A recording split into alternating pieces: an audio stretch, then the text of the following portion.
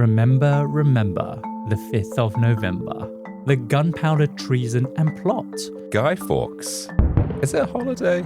It is a holiday, but a very strange one. A lot of international listeners will go, why are you celebrating a terrorist? That's right. But also, why, after 400 years, do we take an effigy of a man, throw it onto a bonfire, and stand around like demonic witches watching it burn? Yeah, I guess we've always had a thing about tradition. This is actually a celebration against standing up to tyrannical governments. Not really the message that we want to be sending today, especially when we think about the things that are going on in America. Yeah. So Adam, today I am going to be telling you the real story of the Gunpowder Plot of 1605, but most importantly, how the man whose name is most remembered wasn't even the mastermind behind this plot. Really?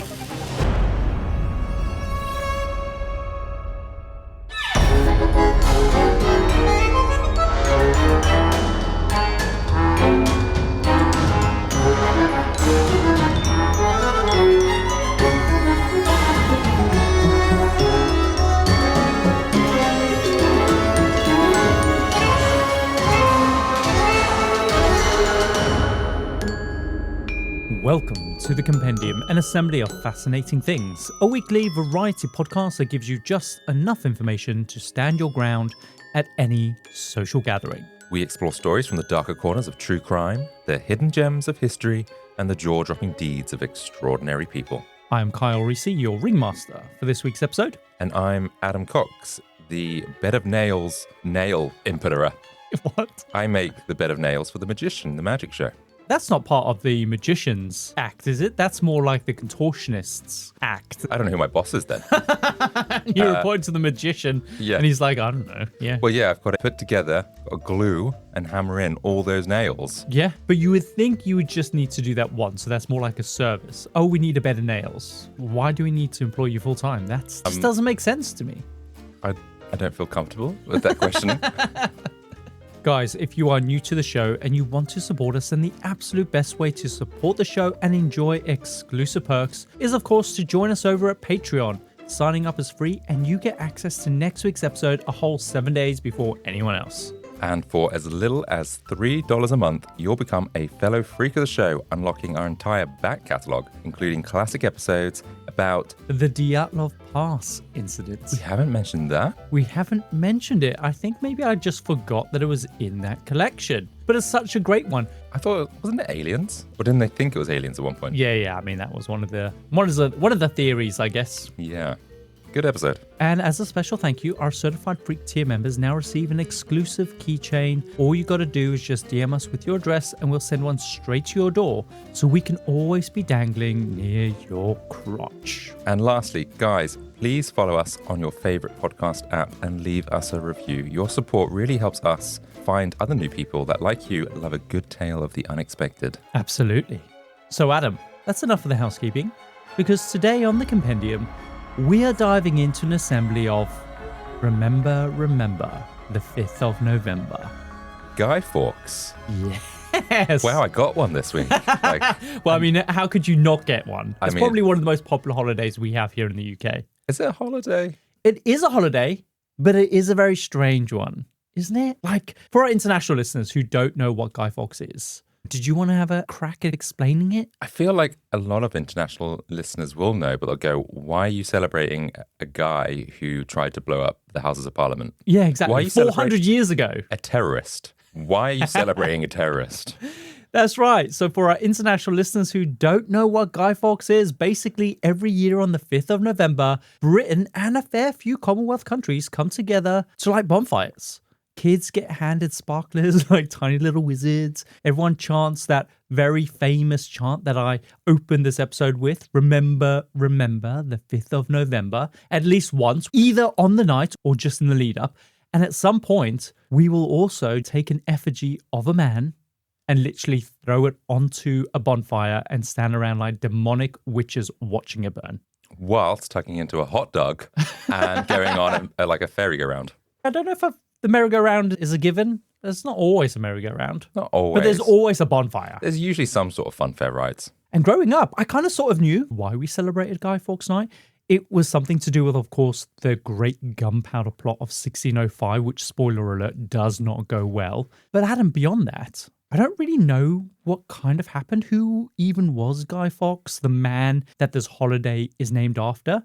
And I guess for both of us, that curiosity kind of solidified itself when we went to the London dungeons. I actually thought it was an actual dungeon used in London to house kind of some of the most notorious criminals throughout history. So I took you to this thing. It was going to be like an educational kind of thing. But actually, it turns out it's just an indoor theme park. Pretty much, yeah. Still, this is where we got that itch to actually learn more about their full story of why we set an effigy of some random guy alight as we fall into this trance watching him burn. And at the dungeons, they did cover the story, but only really briefly. They didn't kind of explain the context and mostly just focus on Guy Fawkes' torture after his arrest, which, to be fair, seems to be pretty common in the Middle Ages. They did like a bit of torture, didn't they? Yeah, you steal some bread, a little torture. He's a kid, for God's sake. Yeah. But also, when we were at the dungeons, at one point, the jailer had singled me out. He made me sit on that torture chair and then explained how they got Guy Fawkes to confess to carrying out this failed plot. Do you remember that bit? I do remember that bit. Everyone there really enjoyed that bit. They did. I was very compliant. I was very happy to spread my legs and you did. bend over. Legs akimbo. They basically showed us this metal contraption called... Do you know what that contraption was called? Wasn't it the pear? Yes, the pear of anguish. And basically, it looks like a metal light bulb. They put it in your mouth. They then crank it wider and wider until basically your teeth shatter, your jaw is dislocated, and if you're unlucky, there'll be a lot of blood there because it literally rips your jaw apart. That wasn't the only hole that it can go in. Exactly, because then he proceeded to explain how it could also be used up my bum. And that's when everyone really enjoyed it. Exactly. But for what purpose, I have no idea other than a bloody good time. And I use the word bloody intentionally because Ew. I imagine that will rip you apart.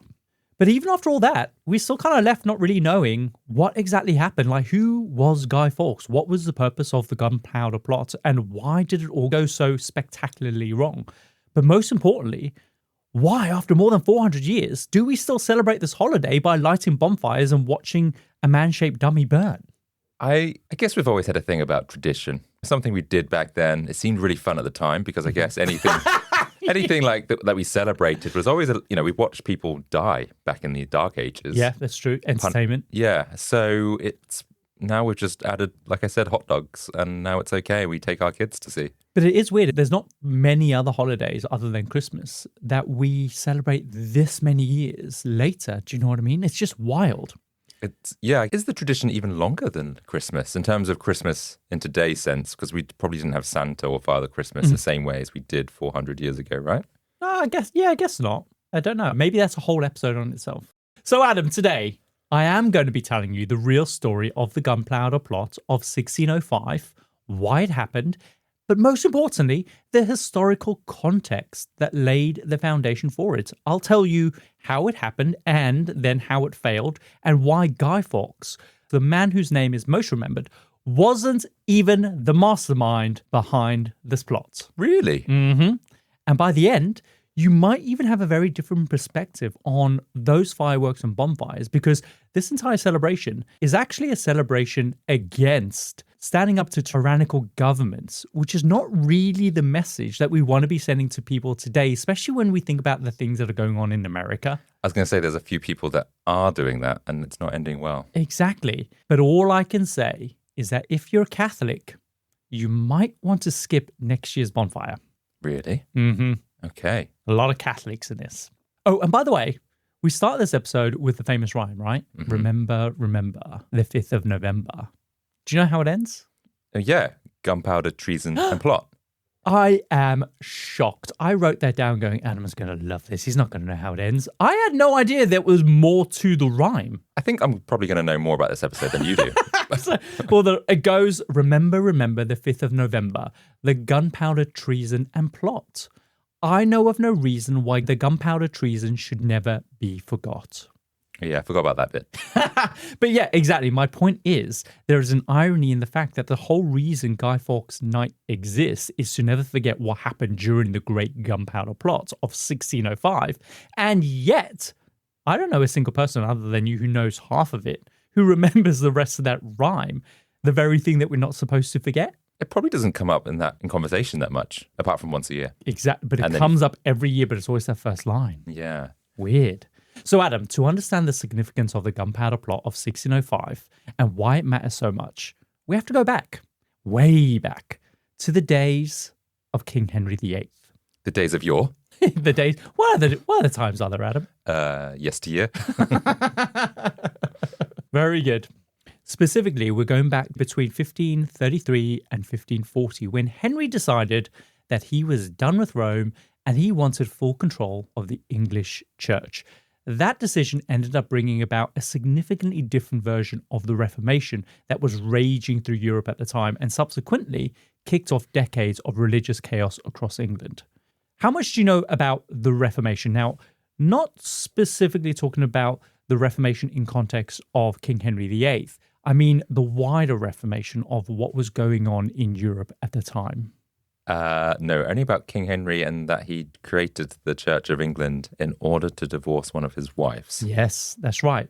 But when we talk about the English Reformation, we're talking only about one part of a much bigger movement that was sweeping across Europe, a movement that aimed to reform the Catholic Church, which many believed had become extremely immoral and corrupt at the time. There was this belief that the Catholic Church had become far too obsessed with the rituals and traditions that didn't really matter in the modern times of that particular day, but also, and as this will always do it, the Catholic Church had become far too greedy for money.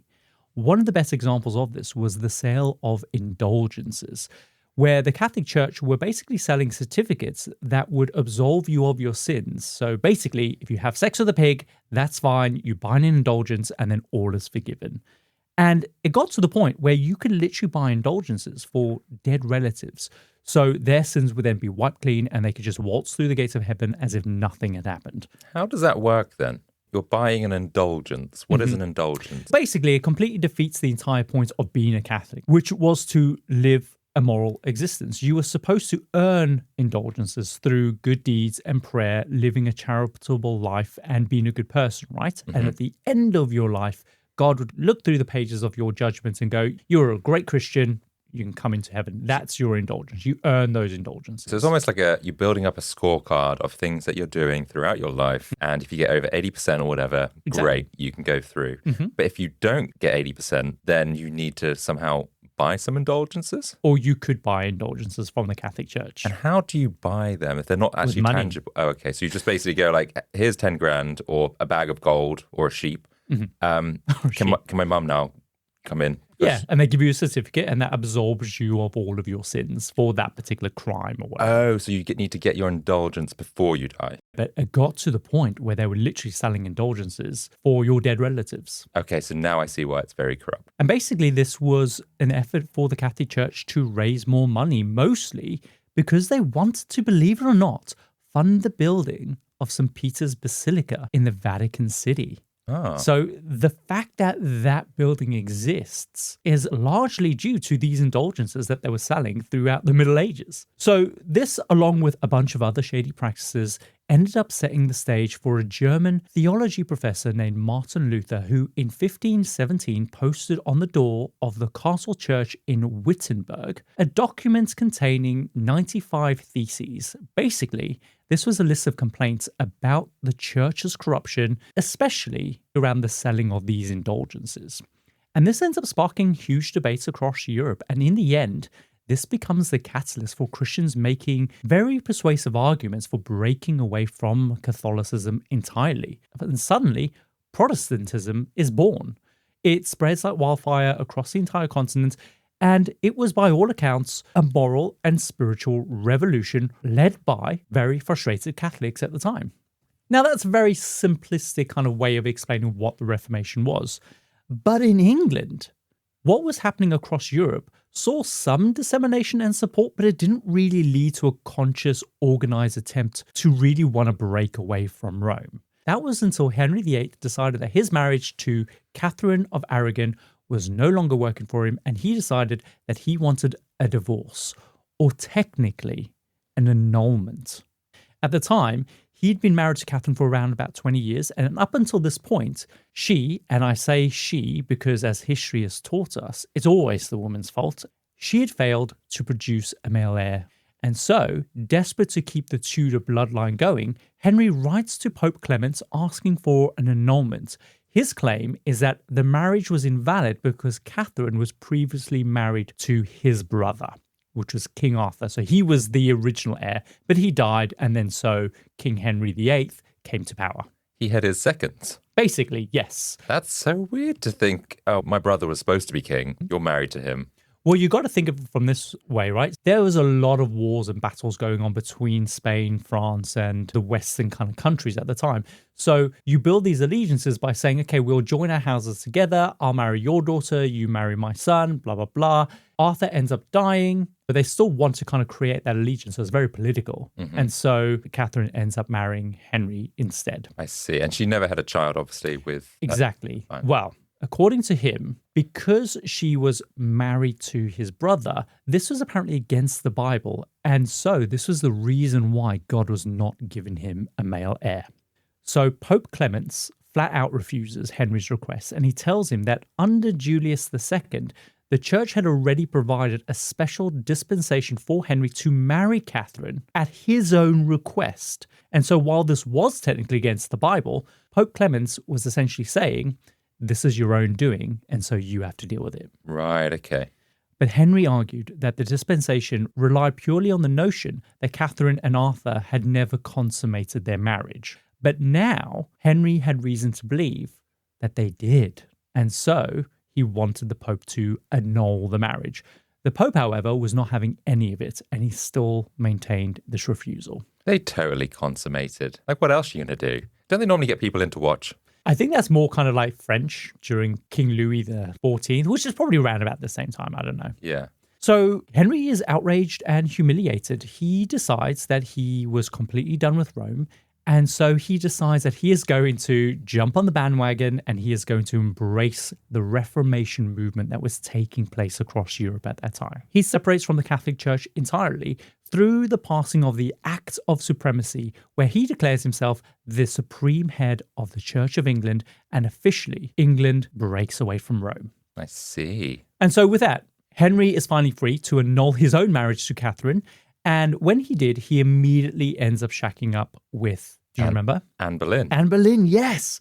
Key detail here is that technically this isn't a divorce. It is an annulment, which meant that the marriage just never existed at all. Yeah, but everyone says divorced. They do. So the famous line is divorced, beheaded, died, divorced, beheaded, survived. It's really more like annulled, beheaded, died, annulled, beheaded, survived. But of course, doesn't quite have the same ring to it, you know? But it is now historically accurate to say it's an annulment. Ah, okay. I guess if this thing wasn't going on in Europe at the time and he wasn't getting a lot of options from Rome, I wonder if he would have just bumped her off. Yeah, probably. He probably would have smeared it in some way. She was lucky that, you know, it was all going to shit in Europe.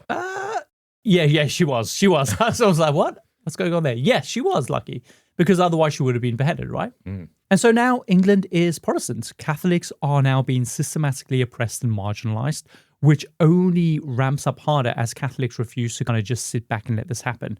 After Henry dies, England spirals into literally decades of religious whiplash. Every time the crown changes, so does the country's faith. If the new monarch is Catholic, then Protestants are systematically persecuted. If they're Protestant, then the Catholics then go back to being persecuted.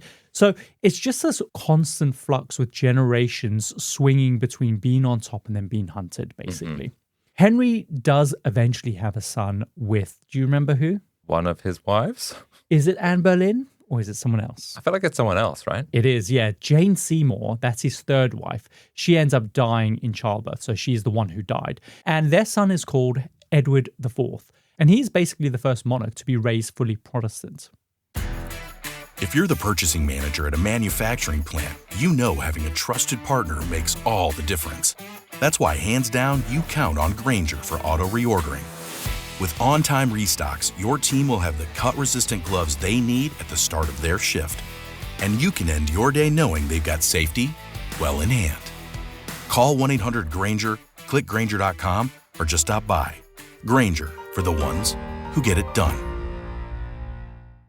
I'm here on a job site with Tim, who owns his own electrical contracting business. 3 employees and 2 work trucks. Tim traded up to Geico Commercial Auto Insurance. We're positively here where he needs us most. They sure are. With step-by-step help on all his insurance needs, all for shockingly low rates. Shockingly low, huh? It's just a little bit of electrician humour. Do you get it? I got it. You know, it feels like we have a real connection. All right, I'll stop. Get a commercial auto insurance quote today at geico.com and see how much you could save. It feels good to Geico. But when Edward falls gravely ill as a teenager, he is terrified that the throne will eventually pass to his sister Mary, who is a devout Catholic. He initially wanted the succession to skip Mary altogether and go straight to Elizabeth, which will later become Elizabeth I, who is, of course, Protestant. But after some skullduggery and outside influence, Edward declares his cousin, Lady Jane Grey, the next Queen of England upon his death. A few weeks later, Edward eventually dies, Lady Jane becomes queen, and she's about 17 at the time, so she's literally a teenager. And her reign, Adam, lasts 9 days. I was going to say, it doesn't last very long because it's not long before Elizabeth takes over. Well, Mary has Jane arrested and executed in the Tower of London, and now England has a new queen, who is Mary I. Right. She restores England back to Catholicism, she reconnects with Rome, and she starts burning Protestant dissenters at the stake. And I'm talking hundreds of them. Across a 5-year reign, she earns the nickname Bloody Mary for that specific reason. And it's just purely burning Protestants. So again, it's now the Catholics that are back on top, and now Protestants are being persecuted systematically. That's crazy. Even in the same family, they're not all believing the same sort of faith. Exactly, yeah. So Mary eventually dies after 5 years. The crown then passes to her half-sister, who is Elizabeth. She is Protestant, extremely politically savvy, and she is determined to swing the pendulum back the other way. She restores the Church of England, and she starts persecuting Catholics now. And so it's just this endless religious ping pong. Elizabeth, of course, as we know, she never marries. She never has any children. For this, she ends up earning the nickname the Virgin Queen, which is great for a public image, but not so much for a succession, because it means that if she dies childless, the crown will pass on to her cousin, who is Mary, Queen of Scots, who is again a devout Catholic. So it's a bit problematic. We kind of want her to have a Protestant child just for stability for the country, right? If this was now, I feel like it would be a perfect reality TV show. Like it's like Succession. Find the queen, as a successor, and she'd have a load of bachelors, eligible men, and she would have to try and raise an heir. Yeah. But Elizabeth, she lives a long time. Too long for some. And so it's too much time for them to wait for her to die, especially amongst the Catholics. They don't want to kind of risk her having a child. So Mary, Queen of Scots, and her supporters, they begin plotting an assassination attempt against Elizabeth in order to restore Catholicism back to kind of England. It's a whole thing. They even made a movie about it. But in the end, Elizabeth finds out and she orders Mary's execution for treason. Now, you'd think that this might resolve the problem, but it does still leave the question of succession wide open because Elizabeth, as we know, she doesn't produce an heir.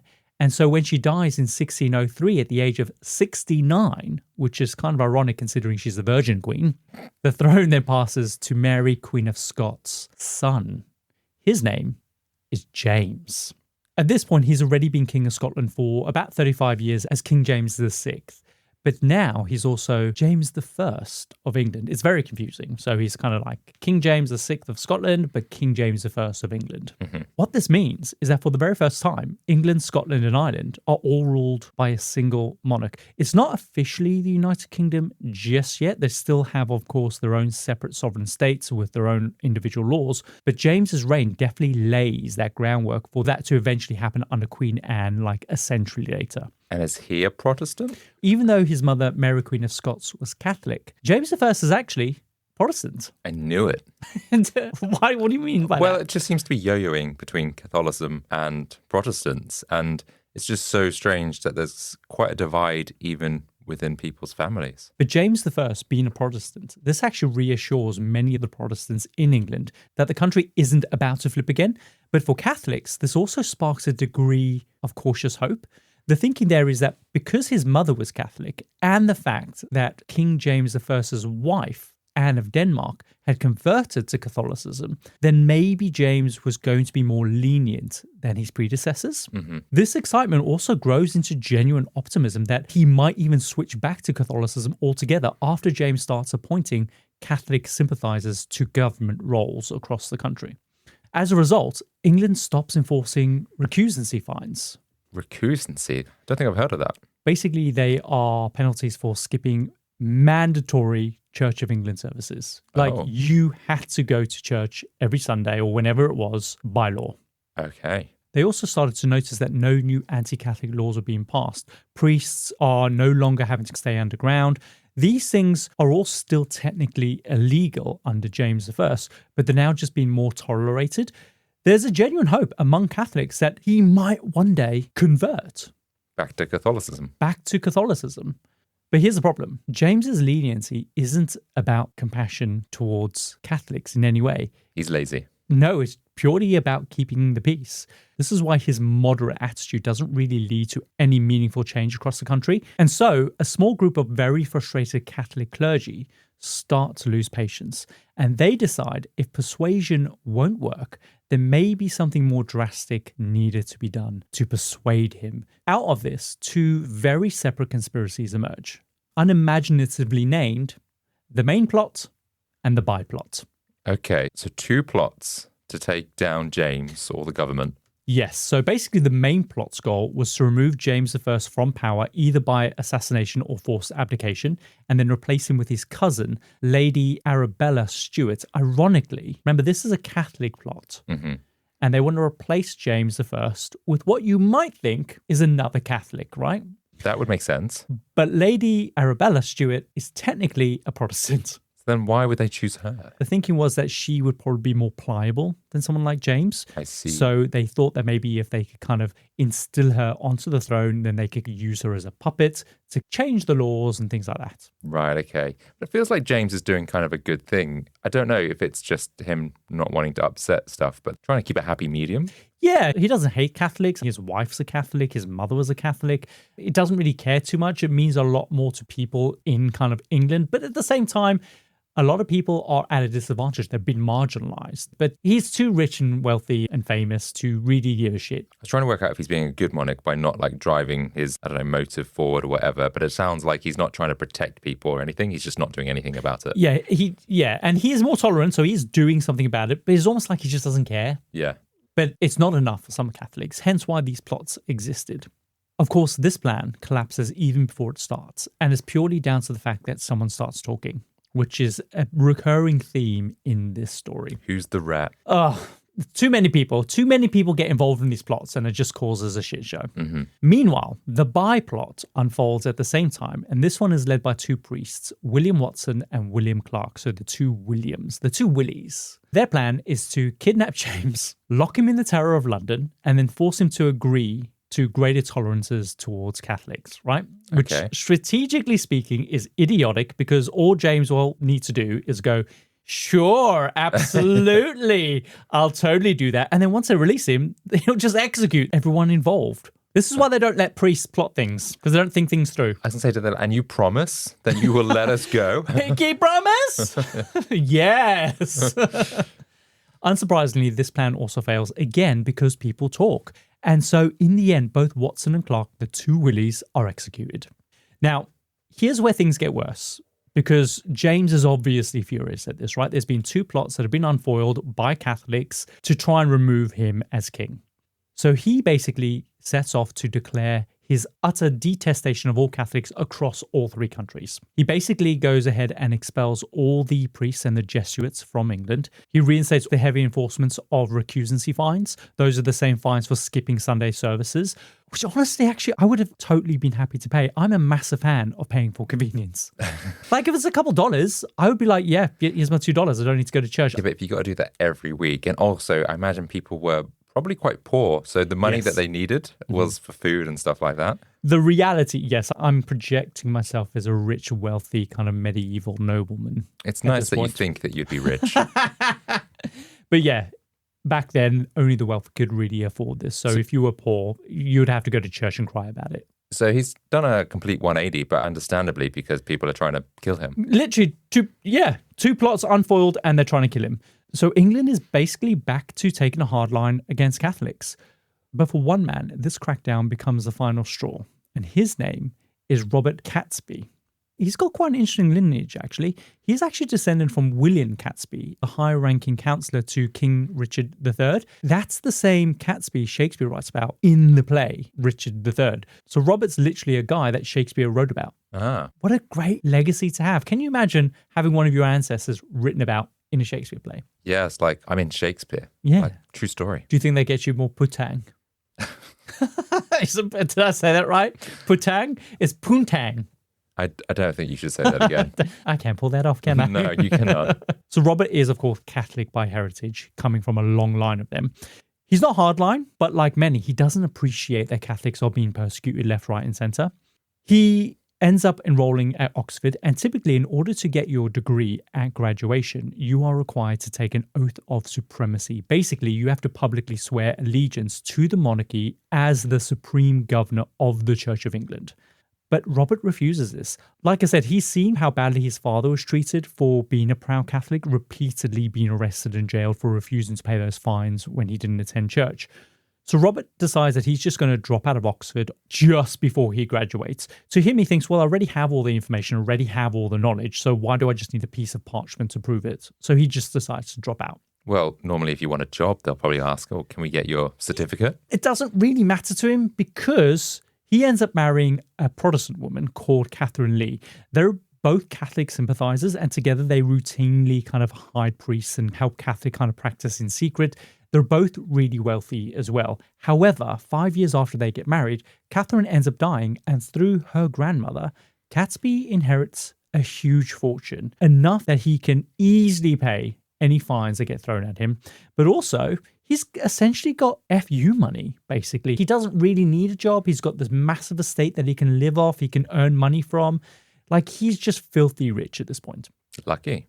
And amongst the two warring communities, Catholics and Protestants, he is really well liked. He gets on both with Catholics and Protestants. He is known as this bridge of diplomacy between the two communities. He's extraordinarily charismatic, he's persuasive, he's earnest, the kind of bloke that would make you feel like the next big idea is in fact moral and feasible. So he's good at settling arguments, etc., between the two warring communities. So in 1601, just before Queen Elizabeth dies, he decides to join the Essex Rebellion, an uprising against Queen Elizabeth I. This, of course, fails miserably. He ends up being captured after getting severely wounded. He is fined 4,000 marks, which is roughly the equivalent of £6 million in today's money. Wow. That's a shit ton of money. He has FU money, and so he can pay the fine. No way. But it does take a massive chink out of his wealth, and so he's even forced to sell part of his estate to cover the fine. Mm-hmm. So when James I arrives and the main plot and the by-plot end up messing a shit ton of things up for Catholics, because of course, any progress towards leniency for Catholics is now completely lost, King James decides to propose legislation that will effectively make Catholics non-legal persons across England. This means that they won't be able to earn any income from their estates, but also they won't be able to pass on any of their wealth to their kids. Wow, that is like, this guy was actually not too bothered. Mm-hmm. And now he is like really going after them more than any other monarch beforehand. Yeah, I think he just needs to do something to kind of maybe deter other people from doing other plots. I mean, 2 plots in succession is a bit worrying. That is, but to now say that people that are Catholic are no longer really a person. So basically, when you die, everything that you own would literally just go straight to the crown. Mm-hmm. So Robert decides something has to be done. He knows the main plot and the by-plot failed, but he thinks to himself that maybe I could learn from those. Basically, don't recruit any priests as part of your plan. They're terrible terrorists. He links up with an old mate, Thomas Wintour. He's basically a well-educated soldier with diplomatic experience. Catesby instructs Thomas to go and visit King Philip III of Spain and ask him for his help in ending James's tyranny towards the Catholics. Spain, though, basically refuses. They say that with all the warring that's been going on between them and England over the centuries, they've been left essentially bankrupt. And right now, they're actually really grateful for for the peace. So they decide that we can't help you. I'm sorry. So Robert then devises plan B. On the 20th of May, 1604, Robert invites 4 friends to meet him at the Duck and Drake Tavern in London. There to meet him is Thomas Winter, our diplomatic soldier. Also there is Thomas Percy, who is a cousin of the Earl of Northumberland, which means that Thomas has connections in court and is basically able to move within royal circles without raising any suspicion, right? My cousin, the Earl of Northumberland, he's like in their office over there and people are just like, great, you're here to see family. So he's got these connections. He's basically our insider. He's our mole. Right. There's also John Wright. He is a proficient swordsman, mysterious, he's elusive, he's quick like a cat. And finally, Guy Fawkes. we have a guy called Captain Guy Fawkes. Oh, that's his full name. Yeah. Gideo. So 3,000 words in, and we finally meet Guy Fawkes. Gideo, or Guy, comes from basically a prominent Yorkshire family. He ends up moving to the Netherlands, where he's been living for the last 10 years. There, he enlisted in the Catholic Spanish army, and he's basically known for his bravery, being unnervingly calm under pressure, and, just so as it happens, being an expert with explosives. That will come in handy. So that's why they roped him in. So we've got the guy that's obviously got connections in Parliament. Yeah. You got Thomas Winter. He is our diplomat. So Okay. he's also quite powerful and he's good at kind of negotiating. I see. And then you've got Guy Fawkes, who's obviously great with explosives. He knows. And you've got Jack Wright as well, who's a good swordsman. Okay. So Gatsby invites them all because each one of them brings these individual skills that he thinks that they need. Before he entrusts them with his plan, he each has them swear an oath of secrecy on a holy relic, a Bible probably. This is like Mission Impossible if it was back in medieval times or Tudor times. I can imagine this the setup that just brought these 4 unlikely people together to take down the Parliament. Yeah, and I think that to a degree they know each other. Even though Guy Fawkes has been living in the Netherlands, he's really close to Jack Wright, so that's how he gets pulled into the fold, probably a recommendation. So once they've sworn their oath of secrecy on this holy relic, Robert then tells them that he wants to blow up the Houses of Parliament, kill the king, and wipe out the entire government all in one devastating blow. Wow, that's ambitious. He doesn't know every detail just yet, but he does have a sense of the scale and destruction of what he wants from this plan. He just wants a loud bang. A loud bang, and he wants the king dead. And Guy Fawkes is there because, of course, he is the explosives man. Sure. And so is he hoping or he's planning that the king's going to be in the Houses of Parliament at the time that it's blown up? Yes, he's going to make very sure that he's going to be in the Houses of Parliament at the time. Gotcha. So they all agree to move forward. The first practical step is to rent a house near Westminster so they can obviously be close to the action.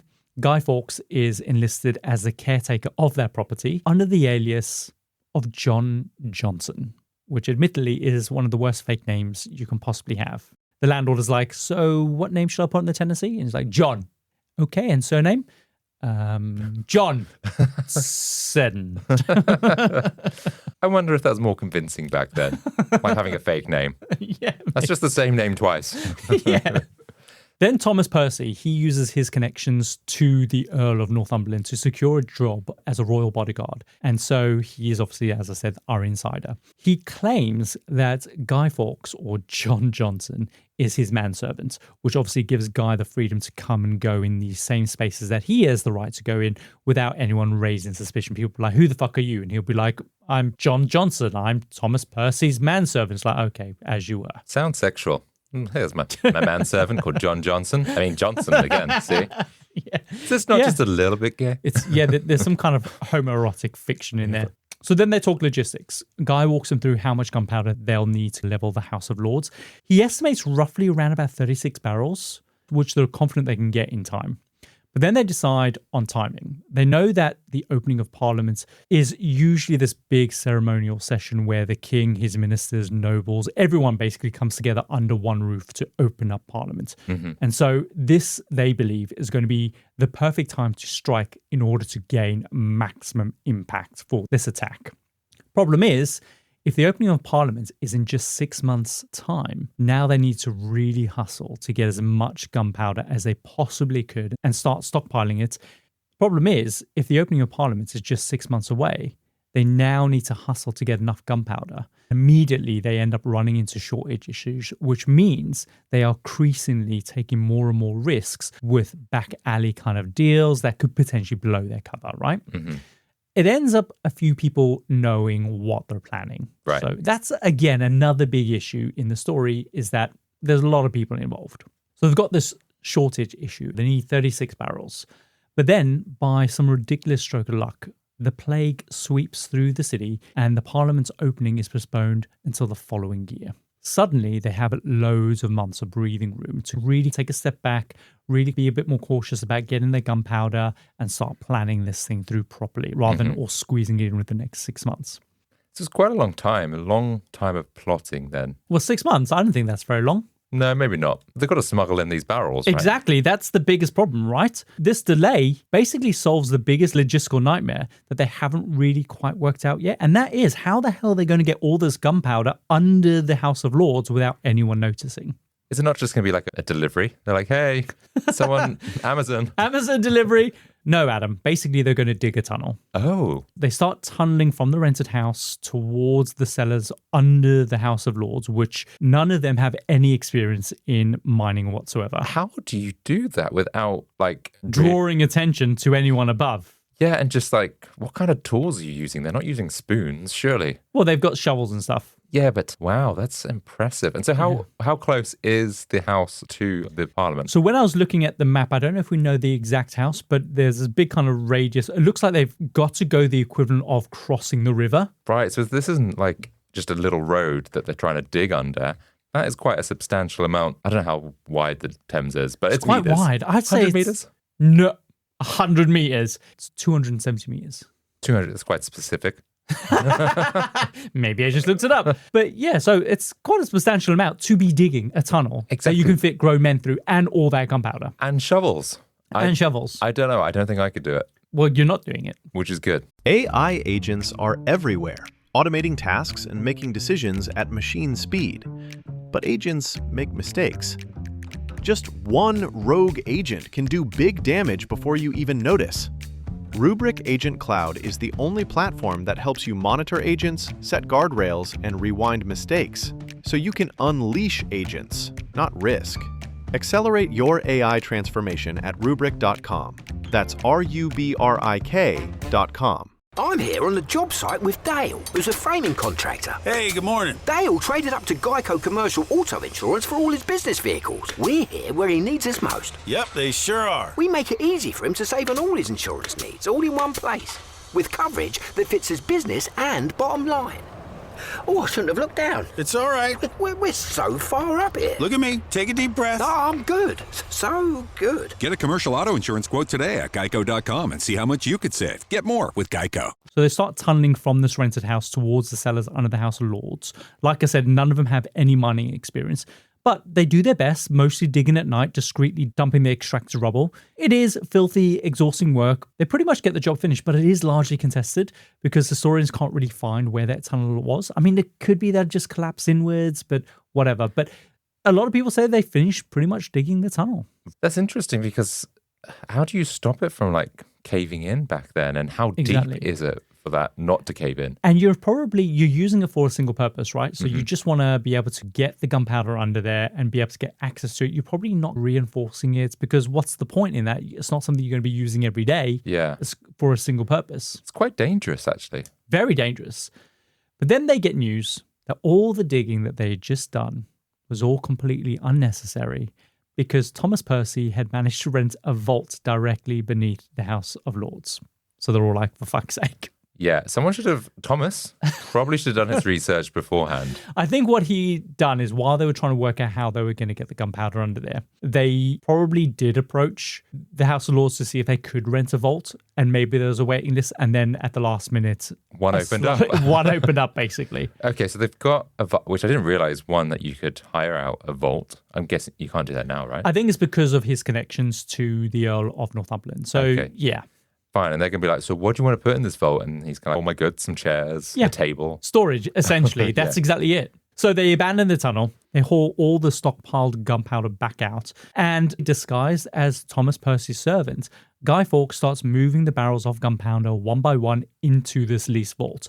And he basically hides them behind a massive stack of firewood. So to the casual observer, the vault just looks like a normal storage room.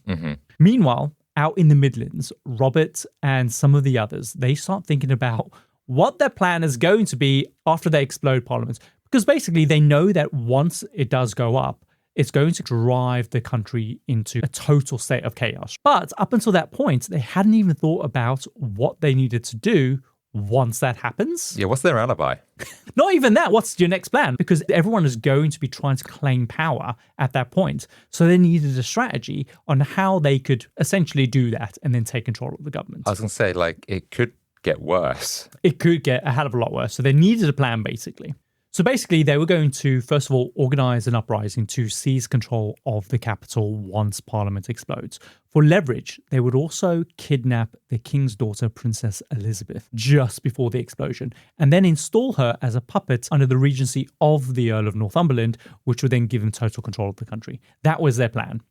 They recruit a bunch of wealthy Catholic supporters, so more and more people are now brought into the fold.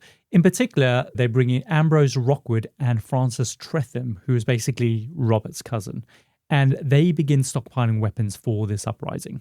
So with so many people involved, there is, of course, a risk that someone was going to start talking, which is exactly what happens. Ambrose and Francis, they both end up visiting a Jesuit priest for confession.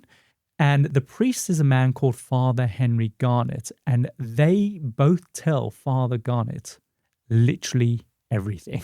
What were they expecting? They expect, because he's a man of faith, that he won't tattletale. Exactly, that's exactly it. He, of course, is horrified, but of course he is bound by his seal of confession, so he can't exactly go to the authorities. So instead he tries to plead with them. He even begs them to not do this. When that doesn't work, he ends up going directly to Robert himself, but Robert ends up completely refusing. To him, like, there was just now too much at stake for them to give up now. Plus, they were just 30 days out from initiating their plan at this point. Mm-hmm.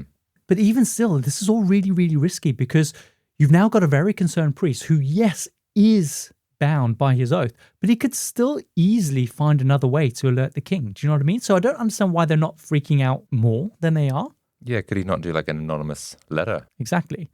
Then 10 days before the 5th of November, they get confirmation that Parliament would indeed be reopening. I didn't mention this before, but after the plague breakout, there'd been another 2 delays in the opening of Parliament. But now, the 5th of November was the day, and every important person in the realm would be there, including the king, his close relatives, members of his privy council, judges, Protestant nobles, bishops, literally everyone. If this plot works, Adam, the country's entire power structure would literally go up in smoke. That would have been chaos. If that had happened, like, what would have happened? Is it a bit like the French Revolution with that kind of uprising? You wouldn't even need a battle, right? Like, the king is dead and all the nobles are dead in one go. It's a crazy plan. Yeah. It's ambitious. So a couple of days after Parliament is confirmed to be opening, Francis Tresham, one of the men who obviously blabbed to Father Garnet, he sends an anonymous letter to his brother-in-law, Lord Monteagle, which is a great name, warning him basically not to attend the opening of Parliament on the 5th of November. Monteagle is obviously really unnerved by this letter. He has no idea that it was sent from his brother-in-law, so he ends up showing the letter to the king's chief minister. After this, the rumour that a letter had been received makes its way back to Robert, and he is absolutely furious. He knows exactly who sent it because Lord Monteagle is the only person to receive this letter, and his connection to Francis as his brother-in-law makes it very obvious that he was sending him a warning. Yeah. Francis, of course, denies this, but then he begs Robert to just abandon the plan altogether.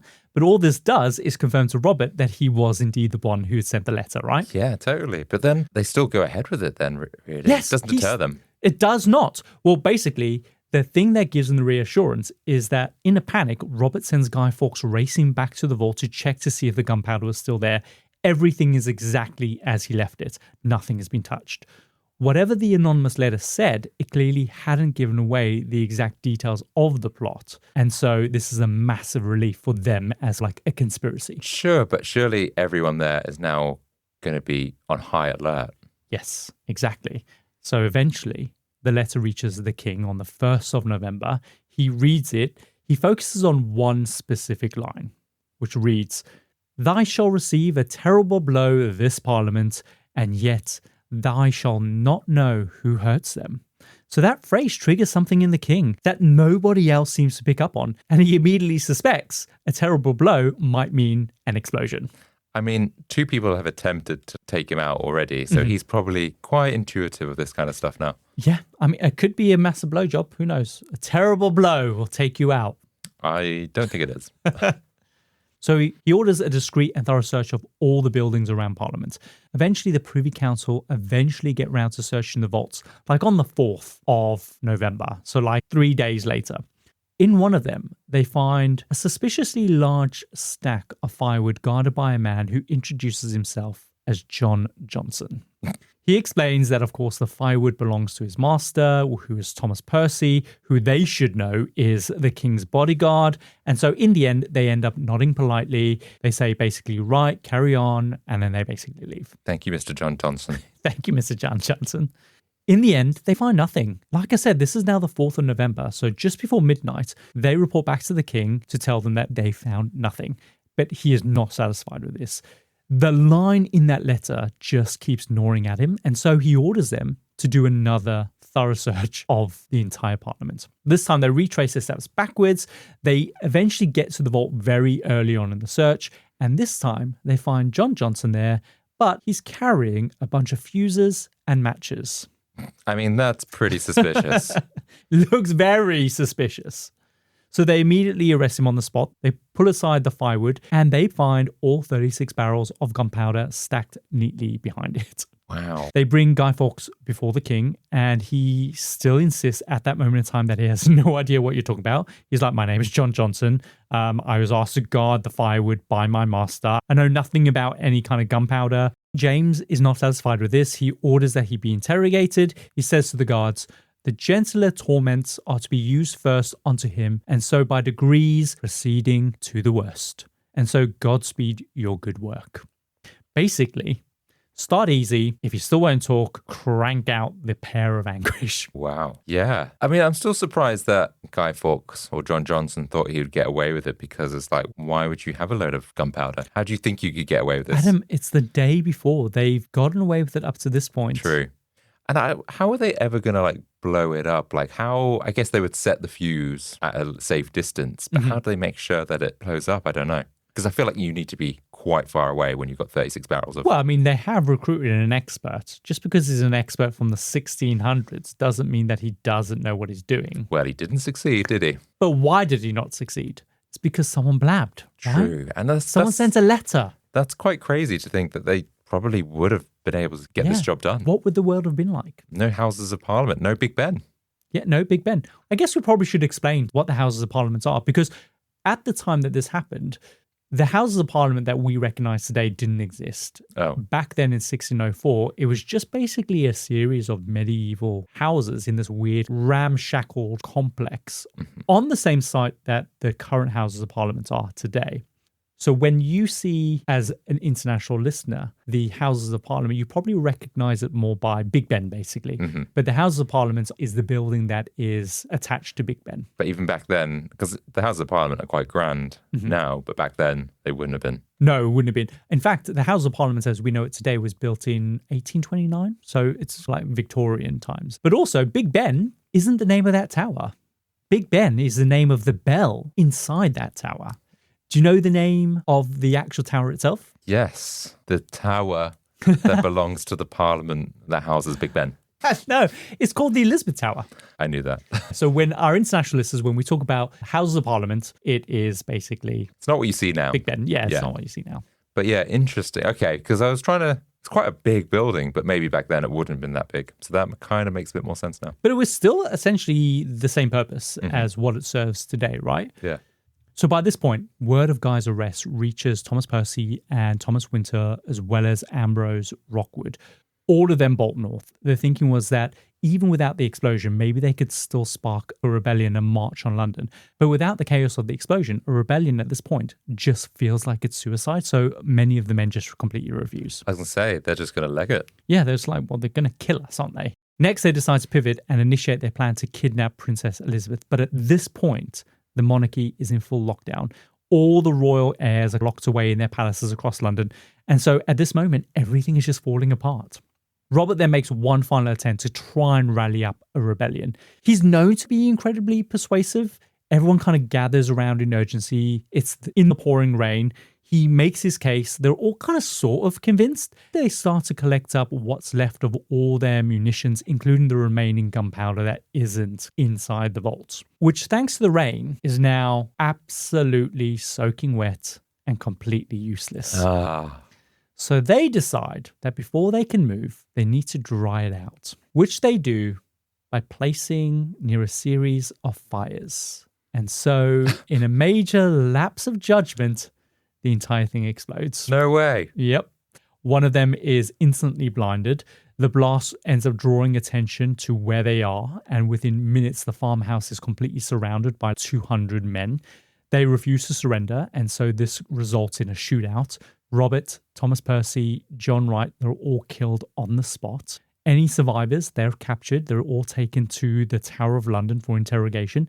And honestly, after seeing what we saw at the London dungeons with the pair of anguish and that contraption they used to pull out your tongue, I think at this moment in time, probably death would be the better option. Because they're going to be executed, aren't they? Yeah, being shot at this explosion or the fire, that would have been a lot better. Yeah. So they still got their explosion to some degree. Yeah, but not in the Houses of Parliament.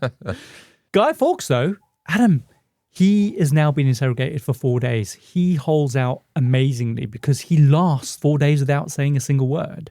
But on the 9th of November, he ends up giving a full confession detailing the entire plot.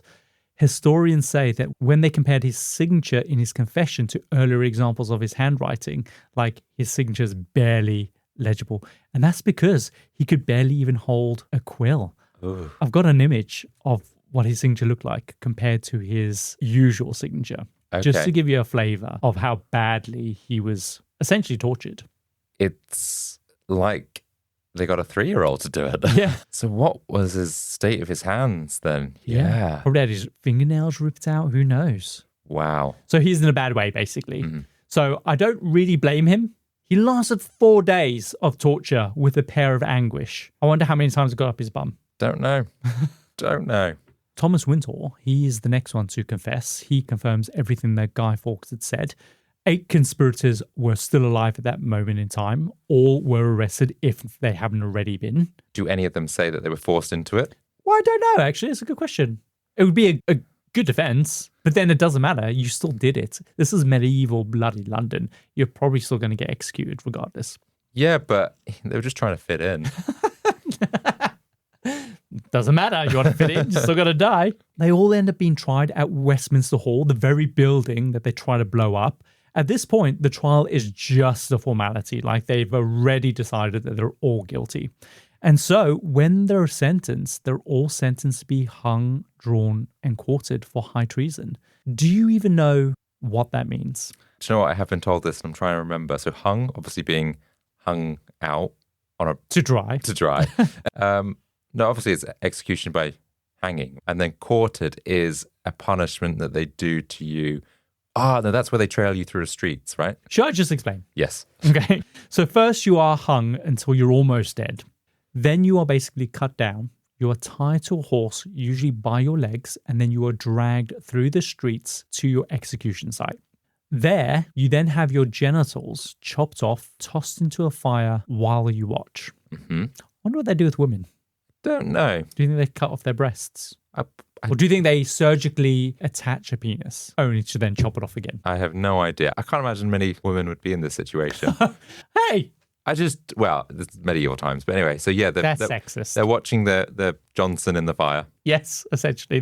John Johnson is watching his Johnson in the fire. Mm. Then, while you're basically still alive, you are then disemboweled. Your intestines are removed. Again, they are thrown into the fire and you have to watch them burn. And then you probably die. Sometimes they might take out your heart during the process. But the point is, when you die, or sometimes when you're even still alive, you are then quartered. This can sometimes happen with 4 horses that literally pull you apart in 4 different directions, ripping your limbs off. If you're lucky, you'll have them chopped off with an axe. And then your body parts are then displayed publicly as a warning to anyone else who might try and do the same thing. Or you are just left for the birds to peck at. This is what I said when I was trying to describe it. Exactly that. It's horrible. It feels like it is the worst kind of punishment way to go, right? It was proper torture. Brutal, yeah. Anything like a quick death, such as the guillotine or being hung to die, then that's a painless death. Well, they say, especially during the French Revolution, that the guillotine was a more moral execution method because it was quick and swift. Yeah. It was an execution method developed for the monarchy because it provided you with the dignity and the respect. Because sometimes, like with an axe, it wasn't always like sharp, was it? So you'd tip the axeman to make sure that it was sharp, I think it was. Oh, I see. Or make it quick. Guy Fawkes, amazingly, does not go through any of that. Why? While he is being led to the gallows to be hung, he either jumps or he slips, but in the process, he breaks his neck and he dies instantly. No way. Yeah. I mean, he was tortured, but he kind of gets away with this Yeah. bit. Honestly, it's the most dignified ending any of them could have hoped for in that moment in time, and Guy Fawkes got it. Damn. After the executions, things only get worse for Catholics across England, Scotland, and Ireland. New laws start stripping Catholics of all of their rights. They are completely prohibited from practicing law or serving in the army. They completely lose the right to vote. And as a result, they are completely vilified, a bit like how the Jews were vilified in many parts of Europe. Catholics get the same thing. It's horrible. They also end up becoming scapegoats for all sorts of things, including being blamed for the Great Fire of London. Wow. Believe it or not, it's not until more than 200 years later that Catholics regain the right to vote again. Really? Yeah. That is Wild. wild. Yeah. A few months after the plot, Parliament passes the Observance of the 5th of November Act, which officially establishes the day as our National Day of Thanksgiving. Thanksgiving. Yeah, that is what Guy Fawkes actually is. So we're giving thanks that we didn't, or they didn't go through with it, and therefore we're celebrating. And yeah. We're giving thanks for the king's survival and the failure of basically this conspiracy. And the craziness that happened afterwards that wasn't really resolved until 100 years ago. Yeah, so really, the UK does technically have its own Thanksgiving. Instead of celebrating with more turkey, Mr. Chandler, we celebrate with lighting bonfires and setting off fireworks. So we put the guy on the fire because killing Guy Fawkes. Yeah, I mean, I don't really get how all that works. Well, I think I it's guess more of the spectacle of it. Right? Yeah, I'm guessing like there would have been a big fire, and so therefore we're and back in the medieval time, they loved like an execution. So I kind of guess it's just feeding into that. Yeah, it's kind of remembering, I guess, whilst giving thanks, I guess it's also like a stark reminder. You try and blow up this parliament, this is what happens. But the funny thing is, Adam, that this isn't called Robert Catesby Night. Because remember, he was the mastermind behind all of this, but it's Guy Fawkes who gets all the fame. And I guess maybe it makes sense logically because he was the one who was caught red-handed in the vault. But really, it's Robert Catesby who's responsible for all of this. That is interesting, and isn't yet it? none of us know his name. No. And I will probably forget after today. No, you wait. I will make sure of it. And so we've been doing this. We've been celebrating this ever since 1605. Wow, that is such a long tradition. And then the fireworks element, I was having a quick look just to make sure, because I was interested. Apparently, we have been doing fireworks ever since then, pretty much. Oh, have we? Yeah. Amazing. I had no idea. I thought it was very much a modern invention. But then again, they're using gunpowder to blow it up, and that is the main ingredient. Yeah, it's probably not quite the fireworks that we see today. But yes, they say fireworks became part of the tradition soon after because they symbolized the explosives that were never detonated. And over time, the day evolved from an anti-Catholic celebration into a more general autumn festivity marked by bonfires, fireworks, and burning Guy effigies. Yeah, do you know what? I get it. It's great that it's evolved into that. But if something has its roots in something that is oppressive and marginalizes a group of people, it still has those undertones. It doesn't matter if it's evolved over time to something different. It still resulted from that oppression. Yeah, it's weird. Quite still feels very medieval for us to keep doing that. It is such a bizarre holiday. But hey, pretty fireworks. Yeah. And so every year we light bonfires, we toss an effigy of a man into the flames, and we literally watch him burn like a pack of demonic witches. And I love it because it's you almost fall into a trance watching it, right? But it is bizarre when you think about it, when you break it down like that. Next time we go to a bonfire, I feel like we should take the other men, not just Guy. We'll bring one more. This is Thomas, this is Jack, this is Robert Catesby. Yeah. Just chuck them all in the fire. We will do, yeah. I don't think people even care who's been thrown in, as long as someone's been thrown in. This is the UK, for God's sake. But Adam, that is the story of Guy Fawkes and the Great Gunpowder Plot of 1605. I feel like I must have learnt this in school. I must have done. But I don't think I really remembered the fact that it was down to religion and also that the other people involved, we don't really talk about them. No. And that Guy Fawkes wasn't the main guy. And they actually almost got away with it if it wasn't for those pesky kids. So next time someone says, remember, the 5th of November, other than Adam, because he already knows this, you can absolutely finish the rhyme. Do you remember what it is? The full one? Say it with some gusto. Remember, the 5th of November. Gunpowder, treason, and plot. Something and something and something and something. Something and something and not.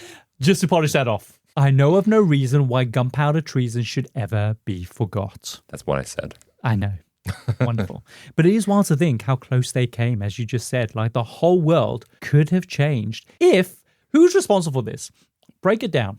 Is it Francis Streatham who sent the letter? If he hadn't, would they... Have got away with it? Yeah. I think so. Or is it... Again, going back to Gresham and Ambrose, if they hadn't done the confession, would that been a more sure sign? Do you think that priest would have potentially alerted someone? I don't know. Yeah, it's interesting. Basically, they got a blabber. They should have kept. Maybe they shouldn't just have bothered about the uprising and just rallied some people afterwards because people would. I think they needed a plan because otherwise, someone else would be potentially more organized to rally up the troops and then go in and march on London and then take power. They wanted to make sure that they would be able to get the power in order to, probably reinstill Catholicism or just stop the tyranny against the Catholics. What they should have done was when they were auditioning these people is just say, hey, how do you feel about killing? I don't think you can audition. Yeah, but if someone goes I'd rather not kill, then out straight away. Okay. Next. But then that person's going to go and dob on you, potentially. Yeah, but you could say you're planning a surprise party. And then you just go it's just a few questions, a little bit out there just to get your personality. Sure. This is going nowhere. Let's run the outro. Okay. And that brings us to the end of another fascinating foray into the compendium and assembly of fascinating things. We hope you enjoyed the ride as much as we did. And if today's episode sparks your curiosity, then please do us a favor and follow us on your favorite podcast app. It truly makes a world of difference and helps more people like you discover the show. And for our dedicated freaks out there, don't forget that next week's episode is already waiting for you on our Patreon, and it is, of course, completely free to access. And if you want even more, then join our Certified Freaks tier to unlock the entire archive, delve into exclusive content, and get a sneak peek at what's coming next. We'd love for you to be part of our growing community. We drop new episodes every Tuesday, and until then, remember, even when a spark fails to ignite revolution, its ember can still burn for centuries. We'll see you next time. See ya.